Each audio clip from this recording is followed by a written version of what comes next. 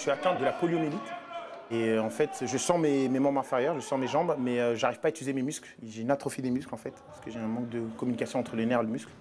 Donc voilà, je suis né au Mali, donc je l'ai attrapé là-bas à l'âge de 2-3 ans. Je suis venu en France pour me faire soigner et en fin de compte, je suis resté pour faire mes études et voilà où j'en suis maintenant. Je suis un très gros fan de NBA, de Michael Jordan et Pippen et tout ce monde-là, donc j'ai toujours voulu jouer au basket, donc je me suis vite projeté dedans. Et l'handisport, c'était pas un problème pour moi parce que c'était une continuité normale, quoi. Comme vous avez pu voir, on est à 2 minutes de la Tour Eiffel. C'est le club de la capitale, donc c'est une fierté et honneur que je suis capitaine de cette équipe. Et je suis un grand ami de Riyad Salem, qui est le président du club, qui est un grand monsieur du sport et de l'handi dans toutes ses facettes. On joue en international, on fait des Coupes d'Europe. On ne peut pas accéder par exemple en équipe de France ou en championnat international si on n'est pas reconnu comme handicapé. On a 2 entraînements minimum obligatoires, mais on a des créneaux toute la semaine. Alors pour ceux qui peuvent venir, c'est comme la plupart des joueurs, malheureusement, comme on est considéré comme sportif professionnel, mais on n'a pas le statut de sportif professionnel. Donc on n'est pas rémunéré comme des sportifs professionnels. Donc la plus grande majorité des joueurs travaillent à côté, comme moi, et donc on ne peut pas forcément être là à tous les entraînements.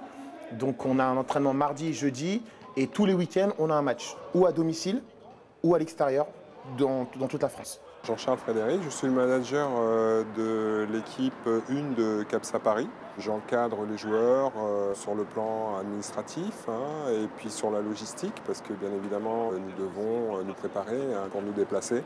Avec les personnes à mobilité réduite, bon, bien évidemment ça prend plus de temps. Il faut une préparation un petit peu plus longue et donc je m'occupe de cela et puis aussi du contact extérieur vers potentiellement les personnes qui seraient à même de pouvoir les soutenir, les encourager comme les bénévoles ou alors les supporters qui entourent le club.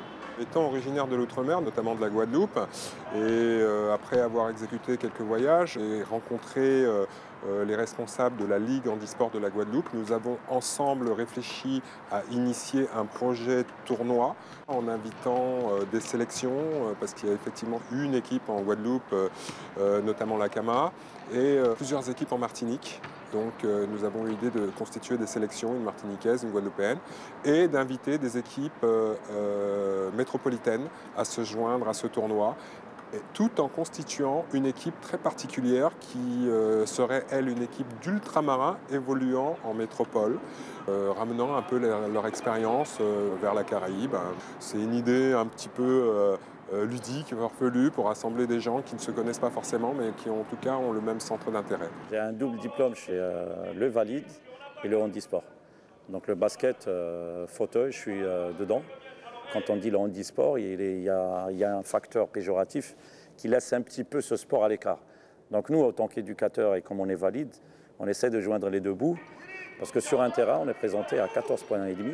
Et sur les 14 points et demi, il faut gérer les handicaps. Il y a l'amputé, il y a le paraplégique, il y a le poliomyélite.